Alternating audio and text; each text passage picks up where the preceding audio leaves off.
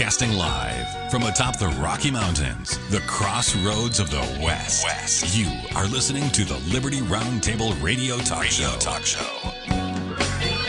All right. Happy to have you along, my fellow Americans. Sam Bushman live on your radio. Hard-hitting news the networks refuse to use, no doubt, starts now. This, my fellow Americans, is the broadcast for July 8th. In the year of our Lord, 2025, this is our one of two, and the goal always to protect life, liberty, and property, and to promote God, family, and country, and to do so on your radio in the traditions of our founding fathers. Yes, indeed, ladies and gentlemen, we use the checks and balances brilliantly put in place by the founding fathers in the supreme law of the land as our guide. It is the solution we have at our fingertips, by the way. Restoration of the greatest republic on the face of the earth, that is paramount. We got a lot of work cut out for us. It's combined with the culture wars. It's combined with promoting God, family, and country, protecting life, liberty, and property. It's all wrapped up into a moral stand. The issue is honesty and integrity and obedience to the laws of our land. Welcome to the broadcast. As you know, we reject revolution. Unless it's a Jesus revolution, then we're in. Good news today, ladies and gentlemen. We have the sheriff with us, Sheriff Richard Mack. Winner at the Supreme Court over Bill Clinton. Incredible, to say the least.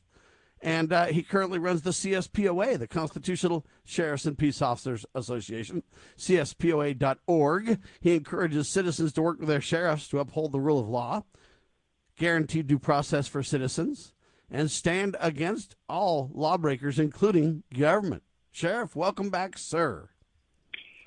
Thank you very much, Sam. It's great to be with you this beautiful Tuesday morning. Kind of hot, though. It's going to be hotter than all get out in Phoenix, isn't it? Well, no, it's actually there. It's been quite worse a lot of times. So the 108 that it was yesterday, I think maybe it'll be 109, 110 today. Yeah, that's no problem. It's the 120s that we worry about, huh? Well, you're not a kid. All right, before we get started, though, I got an interesting little tidbit. This day of history brought this to my attention. Did you know that on July the 7th, so just yesterday, I guess, 1928 is when Americans first got sliced bread? Did you know that? 1928 was when we came up with that amazing invention, sliced bread. Yeah, they were working on it for like a couple of decades because it was really hard to get the machines to slice the bread evenly and perfectly. And then they also, the machine not only sliced the bread, but it wrapped it in wax paper. Wow. And everybody basically at first, all the bakers are like, no, the bread will go bad. It'll get all stale and stuff too fast. We're not interested. But literally 5 years later, more bread was being sliced than not. Wow. So just thought I'd give you a little tidbit. It was kind of fun and educational. That saves families all sorts of time of having to slice their own bread. There you go. Well, the biggest thing they loved about it was that it could slice the bread evenly, whereas, when you just use a knife, it's hard to get the even. So it was much better for like French toast, sandwiches, all that kind of stuff. And then eventually the toaster kind of came along because now that the bread's sliced properly, it could fit in a toaster, and all kinds of cool things came from sliced bread. That's why the term's always, that's the best thing since sliced bread. Correct. Yeah. You want to know what I think the best thing since sliced bread is, Sheriff? Let's see. There could be so many. What's yours? Besides God in his heavens, I would say that it's your Supreme Court case win over Bill Clinton because it's the greatest 10th Amendment decision ever rendered. So that's the greatest thing since sliced bread. Yeah, I can't argue with that one. The comparison's interesting, though, because it's such a simple thing on one hand. On the other hand, it was a monumental change in America. It's not political or anything, but everybody compares that to that kind of mark in history is why I brought it to the table. Just because there's so many things that you could bring up, but how many are that pivotal to where you compare everything to that? Oh, that's the best thing since sliced bread. Wow. Mm-hmm. Pretty pivotal in America and around the world. Kind of simple change, but a valuable one. Anyway, kind of interesting in modern society. But we always talk about your Supreme Court case, some of the details in it, so people can kind of be refreshed. The mainstream press and the liberals want you to believe it's just a narrow case. It doesn't really apply to much. It was kind of a sheriff's thing. How far wrong could they be on this thing? It's the most broad, valuable case to date defending not only sheriffs, not only anybody that works for the general government in different jurisdictions than the federal government or general government, but it applies to everybody in the country, Sheriff. Yeah, it really does. And today's Supreme Court case, the Mack Prince case, the thought of today, or the principle as established within this, I just opened it up, and the headline for this paragraph is Commerce Clause. Oh, wow, okay. Now, this is quoting the case. When a law for carrying into execution the Commerce Clause violates the principle of state sovereignty reflected in the various constitutional provisions we mentioned earlier, it is not a law proper for carrying into execution the Commerce Clause, and is thus, in the words of the Federalist, he's quoting the Federalist Papers now, merely an act of usurpation, which deserves to be treated as such. Wow. In other words, I'm going to put this in mere mortal terms for us rednecks out here. In general terms, that the general government has no authority to use the Commerce Clause to violate state sovereignty. And to do so is virtually acting outside of the scope of the general government's purview or responsibilities. And don't use the Commerce Clause as your crutch. It doesn't fly. Yeah, because that's a really good point that you made, because the Commerce Clause is the only place in the Constitution that the federal government has any regulatory authority. That's the only place. And so you're right. They have stretched the heck out of this Commerce Clause authority so that they can expand their own regulatory authority to everything they're doing today. And they have none. The Commerce Clause only gives them a very narrow responsibility or power. Not responsibility, but power. I guess it could be a responsibility too. The only regulatory power they have is interstate commerce. In other words, any goods being transported across state lines. If they don't go across state lines, the federal government has no authority whatsoever to be involved in anything.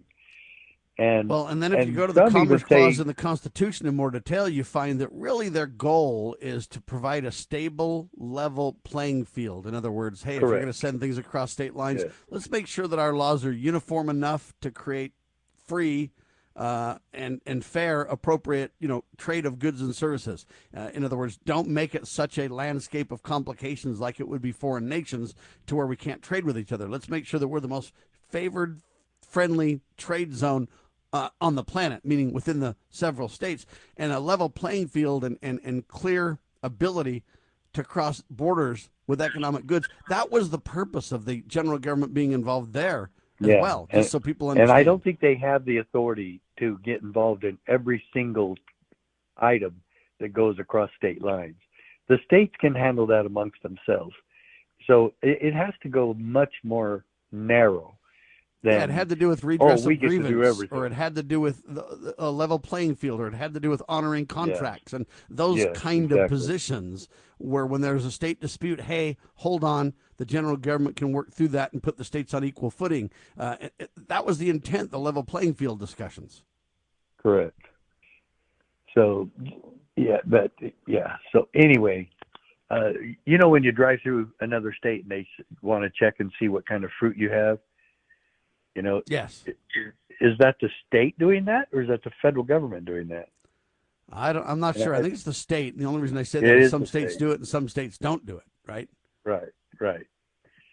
So anyway, I get the state's authority to be able to do that if they're saying, hey, these fruit flies or these different whatever can be a problem and can cause a problem for our fruit or whatever. So we're going to make sure. And, I don't have a problem with those kind of state responsibilities and some of those checks to make sure that, hey, they don't get their fruit, whatever, infected and everything else. I don't think that's abusive. I really don't. Yeah. I don't mind, and I don't mind the states doing that. They want to make sure that their fruit stays good and their vegetables, and say, hey, we don't want you bringing in any of that. But But to be quite honest, my last time through California, they didn't check us at all. We just went right through. There you have it. To those of all you who think we're just anti-government all the time, put that in your pipe and smoke it, huh? Yeah, that's right. I wish that they would get serious about following the government rules that we have set forth in the Constitution. And I wish they would understand that a lot of times we support government doing it properly. You know, this is an exact example to make the point. I think immigration is another one. We're going to talk about that in more detail because Tom Homan's on a bender. So is Donald. And everybody's freaking out. Yeah. We'll tell you all about it in seconds with the good sheriff, Sheriff Richard Mack with me. Become a member of the CSPOA posse today, cspoa.org. Back in seconds on your radio. Cybercrime is exploding. Take Sarah from Sweet Delights, whose world crumbled after having to close with not being able to bounce back. Small businesses are prime targets, but the right strategies can keep yours safe. Jay Hill, CEO of Network Providers, has co-authored The Cyber Playbook Simplifies Cybersecurity for Business Owners with Strategies to avoid costly breaches and fines. Build a strong cyber attack response. Secure your business with key protections. Cyber threats aren't slowing down, but you can stay ahead. Protect your business. Ensure its security for tomorrow. Get the Cyber Playbook today at networkprovidersinc.com/cyber-playbook or call 385-446-5500 now.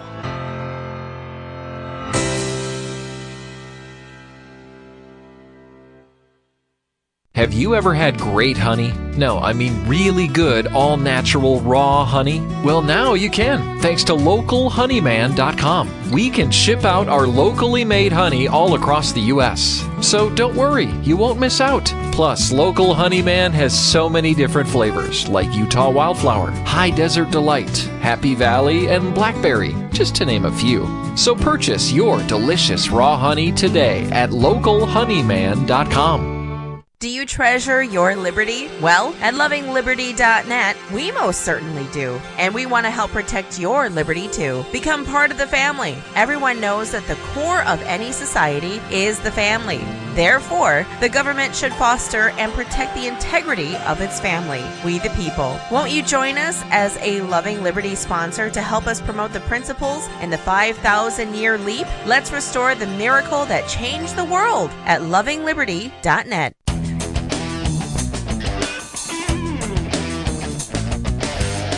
All right, back with you live, ladies and gentlemen. I just want to, before we move to Tom Homan and company, I just want to kind of say this. In Sheriff Mack's case, the court explained that while Congress may require the federal government to regulate commerce directly, in this case by performing background checks on applicants for handgun ownership, the Commerce Clause did not allow the federal government to mandate that any local servants or local individuals, hey, they couldn't compel state CLEOs to fulfill its federal tasks, not even temporarily. And so it was not only CLEOs, it was basically any state officer. There was a jurisdictional boundary pointed out there to where the Commerce Clause had limits, and the state's sovereignty can't be breached with that. You can't drive a truck through that, Sheriff. I just want to kind of finish this point really quick because it's important. It wasn't narrow like a lot of people believe. It was broad. Hey, you can't compel the states to do these things. Sheriff? Sam, how could they say it was narrow when this whole case deals with the issue of taxation, the Commerce Clause, the Supremacy Clause? It talks about the FDA being ruled to be unconstitutional in the 1970s. The Constitution protects us. And also that the states are not puppets of a ventriloquist Congress. I mean, the broadness goes on and on and on. And so you're absolutely correct. This was not just aimed at sheriffs, even though sheriffs did this, 7 of us. It was aimed at the entire state-federal government relationship, the issue of federalism nationwide, from Hawaii to Maine, and every state in between. The relationship that somehow they have assumed a supervisory role over the states. The federal government is not our boss, and this case makes that very clear. Wow. Ladies and gentlemen, that is important to understand, and we'll use that as kind of our framework for today's discussion on a variety of topics. And this is where everybody's getting completely mixed up between the general government and the states. Let's talk about Tom Homan now. Tom Homan warned on Fox News about potential bloodshed due to rhetoric against ICE agents after an attack on the Border Patrol in Texas. Ryan Louis Mosqueda, is that how you say his name? Anyway, a 27-year-old from Michigan basically attacked Border Patrol agents in Texas using a rifle and tactical gear, injuring 2 officers and shooting a Border Patrol employee in the knee. Turns out the attacker was killed by officials. So there's the kind of deal. Now, Homan emphasized that the negative portrayal of ICE and Border Patrol agents will lead to more violent incidents if we allow this rhetoric to ratchet up. Here's the clip. Zoran Mondani, the likely next mayor of New York City, has promised not to cooperate with you or with ICE or with deportations of any kind. Do you have a plan? Is there a plan to work around that? How are you going to handle it? So like I'm at, we're going to be in New York City, and President Trump said it 2 weeks ago. We're going to double down and triple down in sanctuary cities. Why? Not because they're a blue city or blue state, because we know that's where the problem is. We know they're releasing public safety threats and national security threats to the streets every day because they don't honor our detainees. We know that. We don't have that problem like in Florida, where every sheriff in the state's working with us. So where we're going to send our assets, we're going to send them where the problem is. Sanctuary cities. So I've said it before, we'll flood the zone with sanctuary cities. So Tom Homan doubling down pretty good, saying, hey, we're going to take on these sanctuary cities. And you've got literally now Democrats in leadership positions working for the general government saying, hey, we've even got to be willing to get shot to defend sanctuary cities against Tom Homan and Donald Trump and everything else. They're ratcheting this up. And now we've already seen violence with this, I guess, crazy guy with a gun, but now they're ratcheting this up to extreme levels, and Tom Homan's warning about this. Sheriff, tell us your thoughts on this, because I think Tom is completely right. This is out of control. Yeah, it is out of control, and him mentioning that they need to double or triple their efforts is absolutely true, and Trump has set the goal at 7,000 a day. Which could happen very easily because of the millions that are still here. And you and I have talked about this before, that if they go at the rate that they're doing now, the numbers are bringing in, then it's going to be a drop in the bucket compared to the huge problem that we've allowed the last 2 or 3 decades. We're not just talking about the horrible influx and infiltration during Biden. It's happened. Reagan gave amnesty to 3 million. That's back in the 80s, early 80s. So yeah, there's a huge problem. And the problem, the devastation with the Biden administration is that it allowed our enemies, the ones that really hate us the most, the terrorists and cartels, to infiltrate America to the extent that they've set up shop here, and the sleeper cells that they've established is the big threat to America and the world right now. Now, the interesting thing about this is Trump has done quite a bit through executive orders on this thing, calling a lot of the gangs, terrorist organizations. You've got Congress doubling down in this last big, beautiful bill. I don't think it was big and beautiful. I have a problem with it. But nevertheless, there's a lot more money for Border Patrol agents and ICE agents to do their jobs. So Trump and Homan are pretty serious about this. Now, there are some areas where Donald Trump is backing off a little bit, saying, hey, farm workers need some of these people to be able to stay to work on the farms. there's a balance there of how do you, again, I call it the justice and mercy plan. How do you find out who the bad guys are, get rid of them, but yet, hey, not disrupt everybody's lives? If somebody's here, I get that they've broken the law, but if they're not a criminal and causing problems, they're in a different category than the gang members, the rapists, the murderers, those who would, inflict harm on all the rest of us. They're ferreting through this in a very meaningful, productive way, in my opinion. But who the big problems are, these Democrats, they're literally saying we need to get shot. You literally have mayors and governors and stuff like that. For example, Los Angeles officials and how do you say this person's name? Hugo Sogo Martinez or whatever, vowing to protect their sanctuary policies despite federal pressure. I don't understand how you can be in that kind of a position, Sheriff.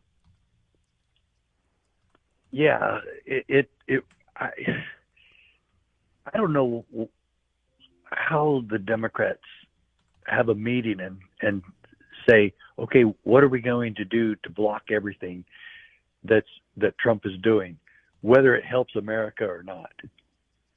There's no real leadership there, and the Republicans might be guilty of the same thing when Democrats are in power. They probably are.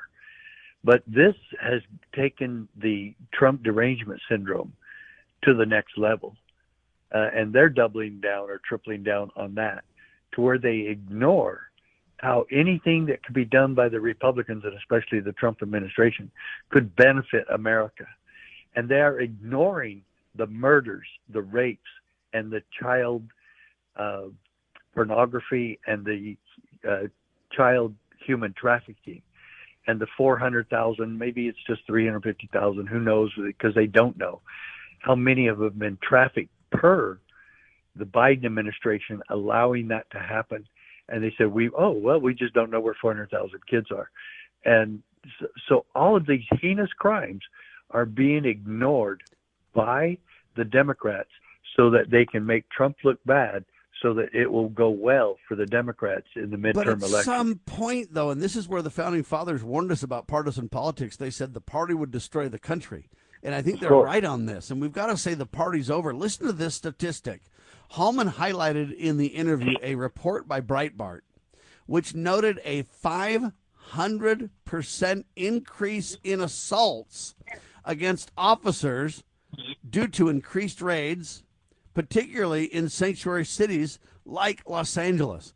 You're literally having our men and women who are defending this nation, law enforcement or whatever, being attacked up 500% increase. And these Democrats in Los Angeles are going, who cares? We need to be willing to get shot too. I mean, these people are out of their minds, Sheriff. See, that's why I'm saying the Trump derangement syndrome has gone to a new level, that it's absolute lunacy. And what Bass and Newsom have done is just so out of line, and it's just so anti-American, and it's anti-peace and safety. And you're right, they don't care. The only thing they care about is trying everything they can to make the Trump administration look bad. Wouldn't you love to hear, besides Fetterman, who's a total shock, and Bill Maher now is another shock, wouldn't you love to hear some real leadership in the Democrat Party say, you know what, there's been a couple of good ideas that Trump has done, or that the Republicans have done. We're going to support this and this and this. No way, they won't. No way. Even the DHS, Department of Homeland Security, has noticed a 700% increase in attacks on ICE agents, with assaults rising from 10 to 79 in the first half of 2025 alone compared to the previous year, ladies and gentlemen. I mean, this isn't something we're dreaming this up. Breitbart says 500%, the DHS says 700%. The details of the statistics are slightly different, but the fact is, we're literally seeing assault on our cops, and the Democrats are backing that, saying, no big deal. We need to be willing to get shot too. I don't know how you can ask for more violence, ladies and gentlemen. This has got to stop. We'll tell you what's being done about it, okay? Hang tight.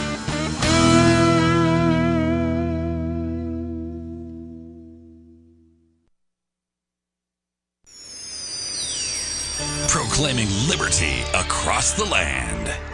You're listening to Liberty News Radio. Breaking news this hour at townhall.com. I'm Bob Agnew with Washington.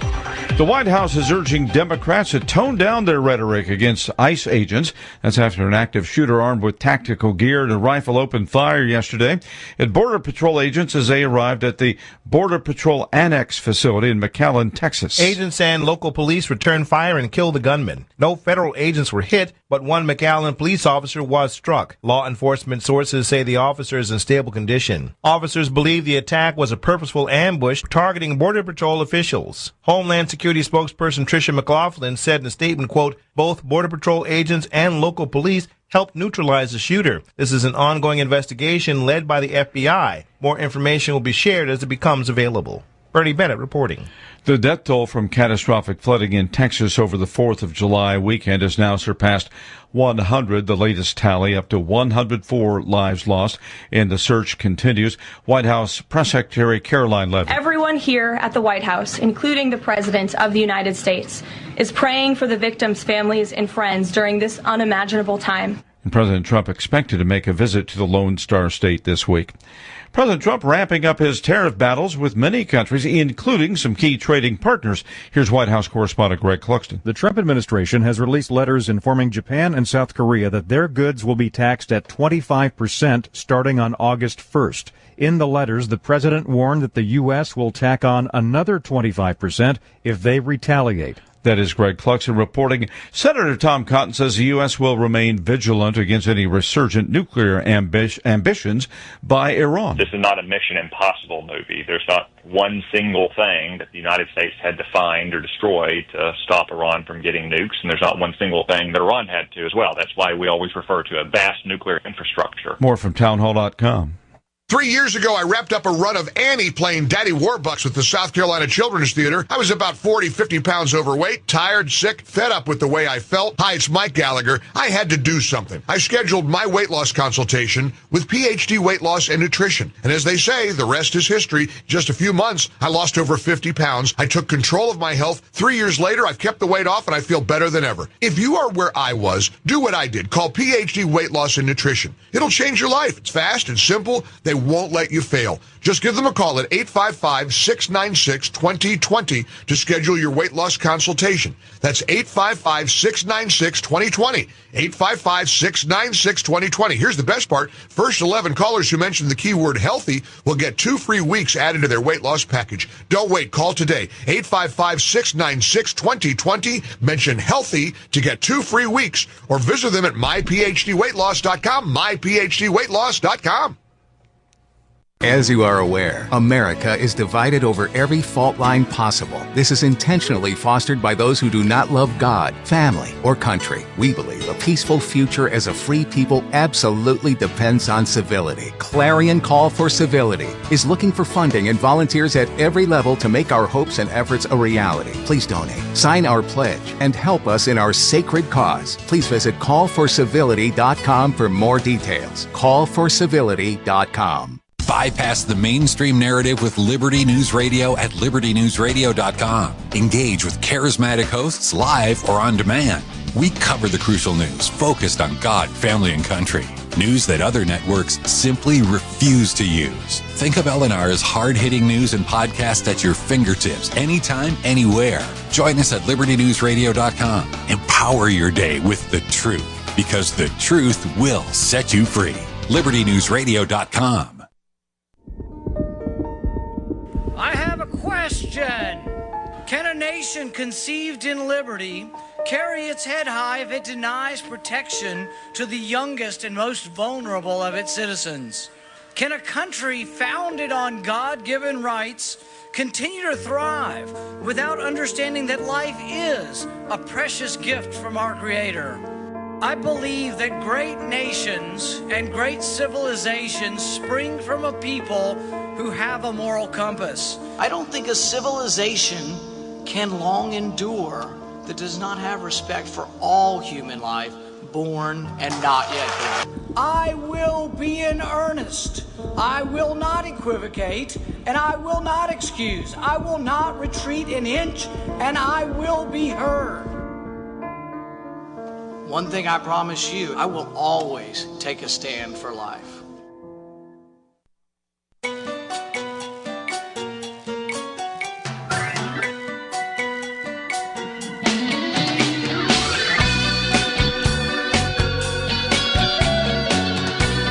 Broadcasting live from atop the Rocky Mountains, the crossroads of the West. You are listening to the Liberty RoundTable Radio Talk Show. All right, back with you live. Sheriff Richard Mack with me, CSPOA.org. Become a member today. We're talking about Tom Homan and Donald Trump and everybody trying to work on ICE removing criminal illegals from the country. And these Democrats are literally doubling down. Never mind, there's a 500%, in some cases 700%, in other cases increase in assault on ICE agents and law enforcement professionals. Tom Homan on Fox News saying, hey, this doesn't happen in Florida because all the sheriffs in Florida are working together with ICE to stop this illegal invasion. But in sanctuary cities like Los Angeles, it's a problem. Now, Donald Trump's suing Los Angeles, but the Los Angeles folks and some Democrats are just digging in against Tom Homan and against Donald Trump on this. It is shocking to see, in my opinion, because it's like, at what point do you accept the rule of law? And Greg Jarrett was on Fox News Business. He argued that sanctuary cities like Los Angeles should face consequences, such as losing federal funding for obstructing federal authorities and harboring illegal immigrants. I agree with Greg, but I think we need to go way further than that. These people need to be tossed in the clink, Sheriff. At what point do you think you can violate? Now you say, wait a minute, Sam, hold on. Didn't you start out this program saying the states and the local folks don't have to do what the feds say? I did. That's right. But let's be very careful on the other side of the sword here for a second, or the other side of the coin. That doesn't mean they can hinder and get in the way of the general government doing what they've been delegated to do either, Sheriff, right? Exactly, because first of all, there's about 26 immigration laws that protect our country from illegal invasion. And so, yes, the Constitution allows for certain rules and laws about naturalization and becoming a citizen, and just anybody having no borders to pretend by anyone that there's no rules of crossing into America's borders. There are. There's 26 of them. And so this is how we make sure that our enemies are not setting up shop inside our country. And that is exactly what the Biden administration allowed. Now, after that, they were all emboldened. Governors and other states and cities were emboldened by all of this because they knew the Biden administration would do nothing to them. When they came out and said, we don't care about the federal laws, we don't care about any of these laws, we welcome illegal aliens into our cities and states, and we will be a sanctuary for them.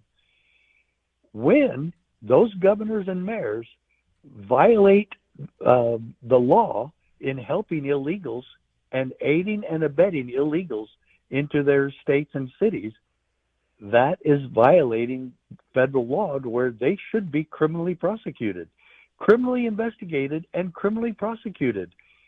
And that hasn't happened one time, except for that stupid judge in Wisconsin. But she didn't create the sanctuary cities. She just kind of promoted it inside her courtroom and tried to get a fugitive out of the way so ICE couldn't get him. And she's finally being prosecuted. But what about all the governors and mayors who have created this problem and said, yes, keep coming in. We'll give you free stuff, and we want you here. Until they asked them and said, well, do you want these people to come to your home? Do you want them to live in your home? Do you have place for another 10 illegal aliens in your home?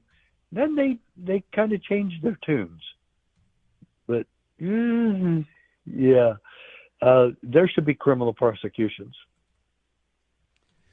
But it's important for people to understand that difference. Hey, some of these officials of these sanctuary cities, they can say, hey, we don't want to use our funding.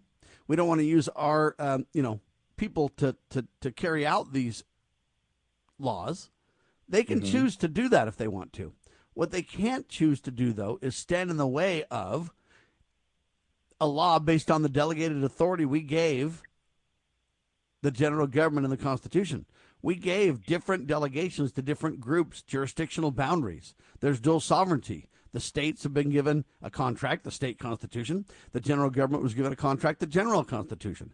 The difference here that people need to understand is this directly relates to authority that's been given by the people delegated to the general government.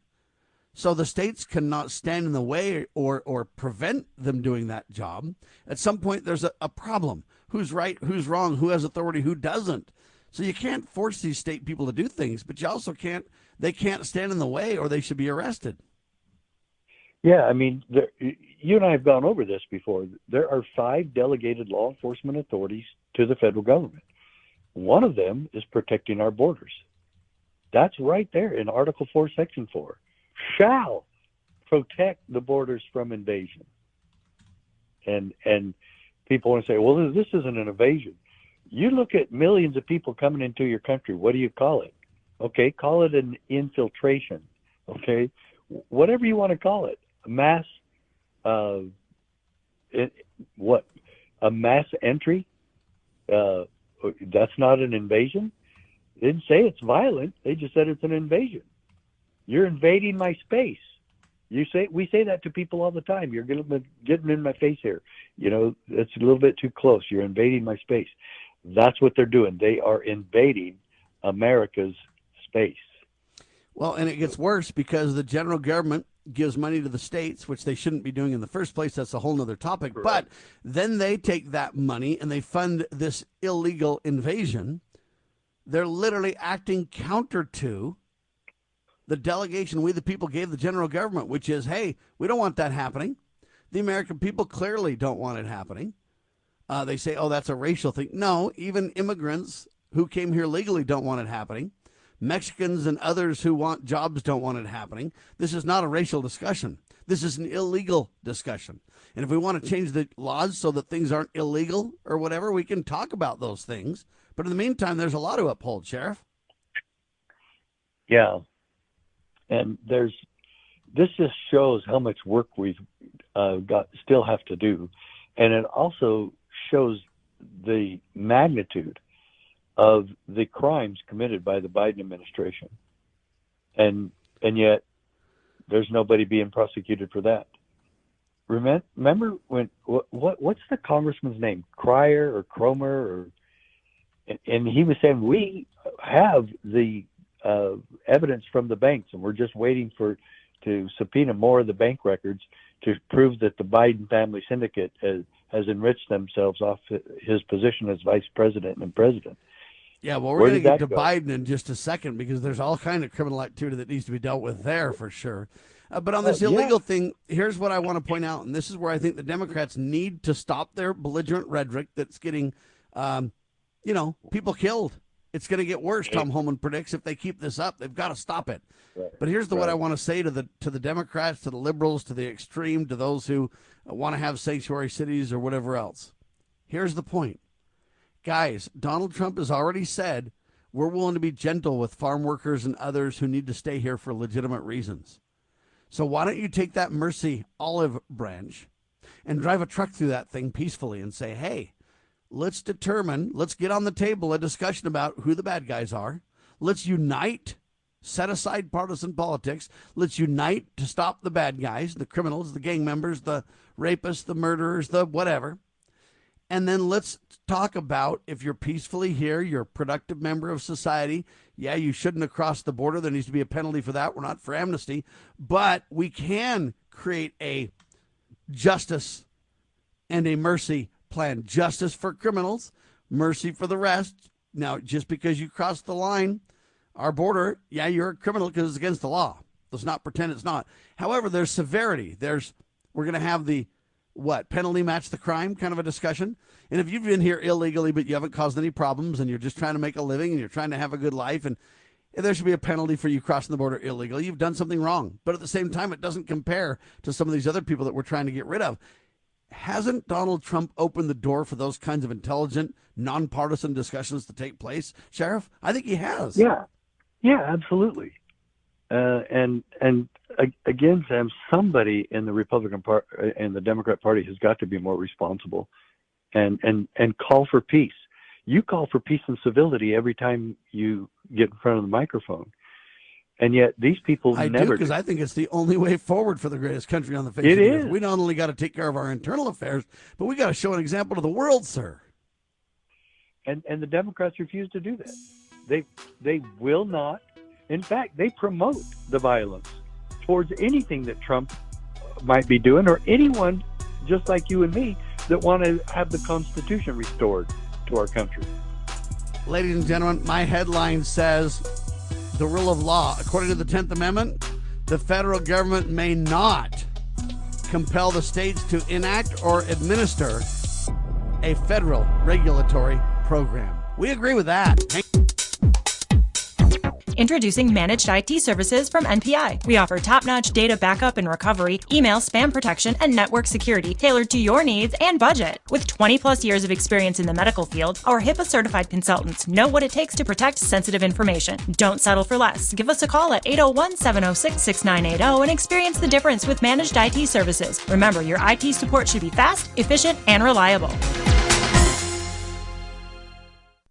Introducing PrepStartsNow.com, your ultimate guide to readiness and peace of mind. We offer practical preparedness tools, training, and education to take your family's household readiness to the next level. Browse the prep shop for essential products, check out our planning guides, and stay informed with our prep blog. Visit PrepStartsNow.com and subscribe to our emails for exclusive offers, new products, and future events. Remember, preparedness begins with PrepStartsNow.com.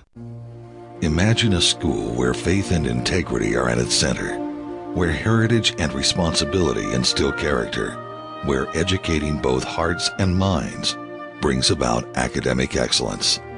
There is a school in American Fork where character and embracing the providence of a living God are fundamental, where students' national test scores average near the 90th percentile.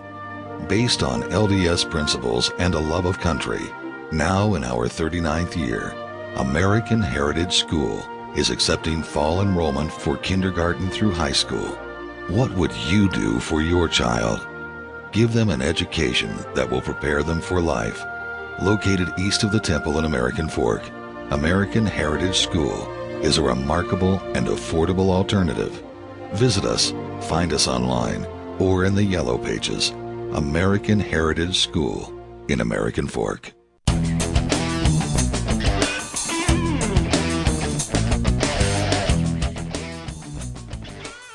Back with you live. Sam Bushman, Sheriff Richard Mack on your radio.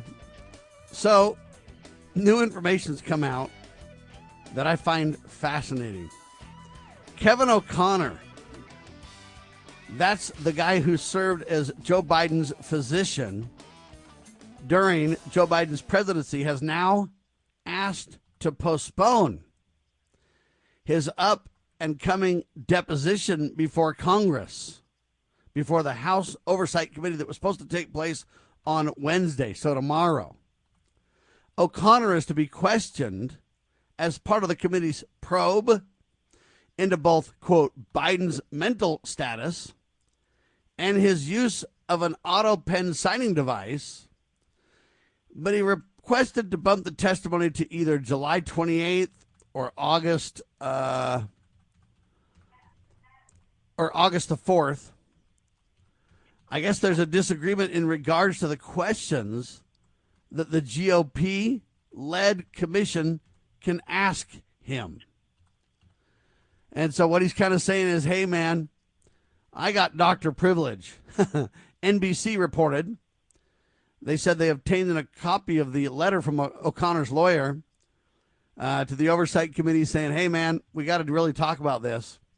It'd be an unnecessary spectacle to require Dr. O'Connor to testify before your committee without any accommodations as to client doctor privilege. Okay. They're grasping at straws on this one, Sheriff.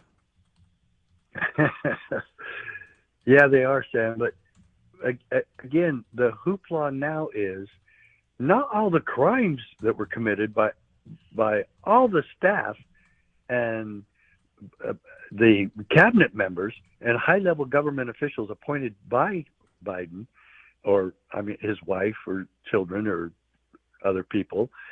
Whatever it is that Biden did do and that his staff actually did for him, that they were not constitutionally allowed to be doing because he was incapacitated, regardless of all of that, that's what we're going after, Sam. All the crimes and treason that were committed during this time of the last 4 years, and we're talking about Biden performance capabilities and people who covered that up. That is going to go into exposing people doing like the magic pen thing where they signed his name for him and that he didn't know. Even if he did give permission, 2 minutes later, he didn't know that he did or didn't remember that he did. So, yeah, he didn't know. There is no question. All of us have seen it, what Biden did. And I still go back to the very beginning when he first took office. Hold on a second, though. Just in law in general, and I'm not an attorney, but take me for what I know, because I've been a mortgage officer, and I know a little bit, even though I'm not an attorney. You can't just have somebody sign on somebody else's behalf in normal society without a power of attorney or a POA anyway. If you have their permission, you do. Well, but the permission is a power of attorney, though. But no, it doesn't have to be power of attorney every time. I'm just telling you right now, if you sign somebody's mortgage on a permission, you're going to prison. Well, but if they tell you, because I handled so many fraud cases and check kiting and all these other cases that had to do with signing. The first thing they ask in court, did you have permission? And in fact, when credit card companies call you and ask, did you authorize this transaction and did you authorize somebody else to do it?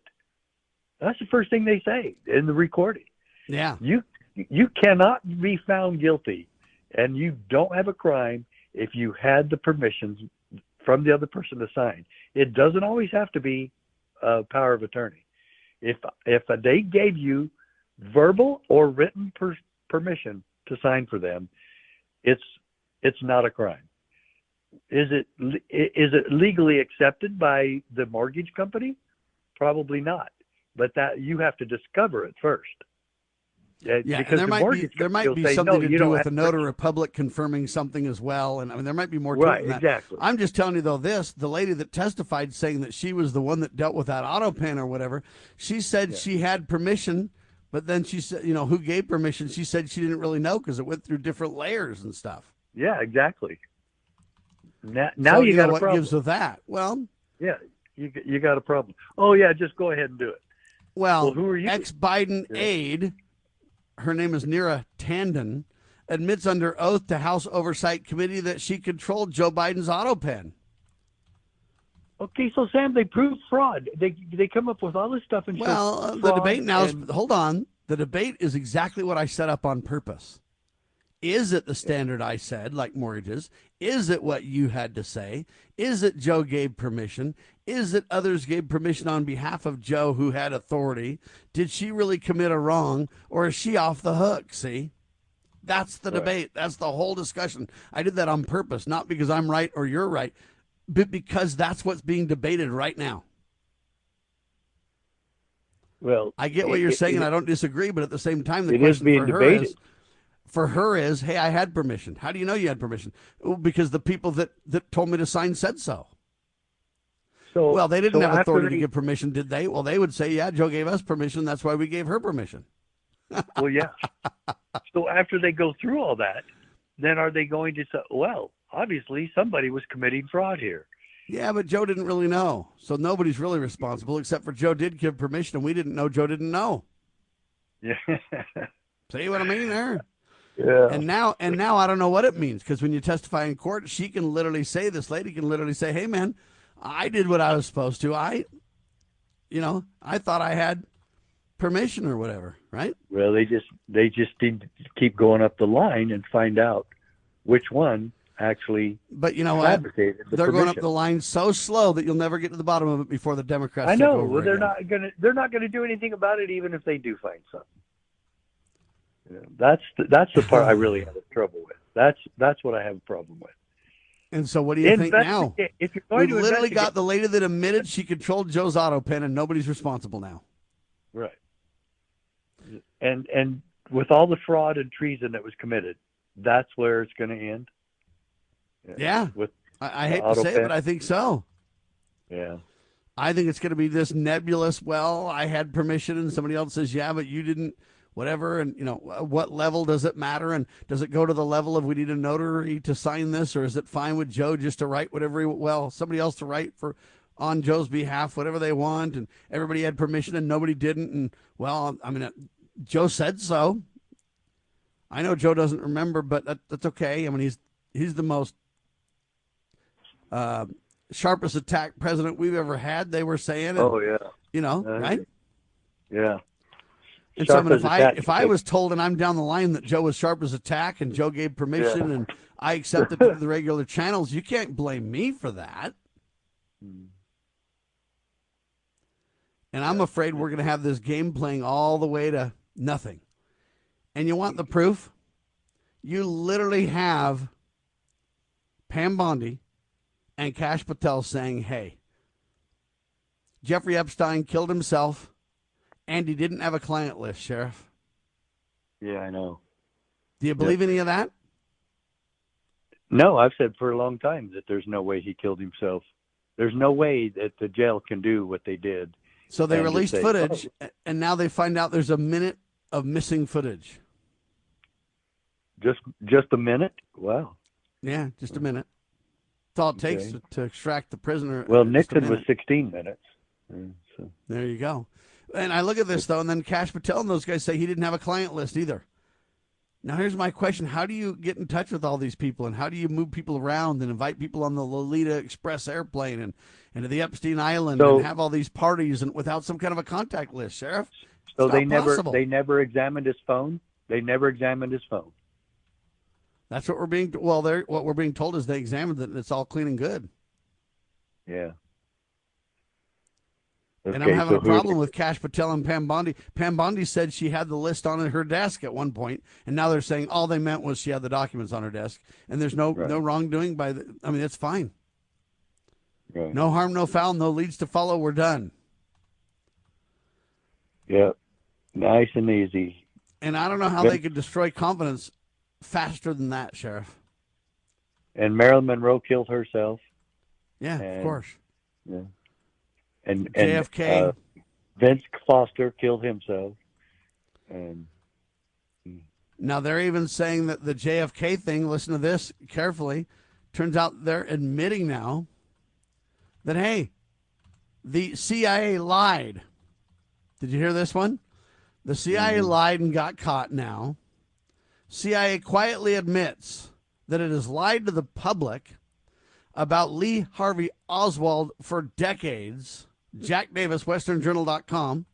For decades, the official Central Intelligence Agency's story was that it was not connected in any way with Lee Harvey Oswald prior to the assassination in 1963. A new document now released shows that claim to be patently false. That's according to Axios. Yeah, big surprise there, Sam. No surprise, but here's my point. We're going to find out 30 years later that, oh, man, there was some more to do with the Jeffrey Epstein thing, but it's too late and nobody will be accountable and everything else. And sadly, Pam Bondi and Kash Patel are right at the center of this one. I can't make excuses for it. I'm not here to attack anybody, but I can't make excuses for that. To say he didn't have a client list is just not even possible. I mean, I even have a client list of people that I deal with. How do you have a client, or how do you work with people, or how do you get paid by people without any list of who they are, Sheriff? Even if you don't name the phone number, check the phone numbers. Anyway, it's out of control. Hour 1 in the can, hour 2 coming up. Become a member of the posse today, would you please? CSPOA.org. Also check us out on lovingliberty.net. God save our republic.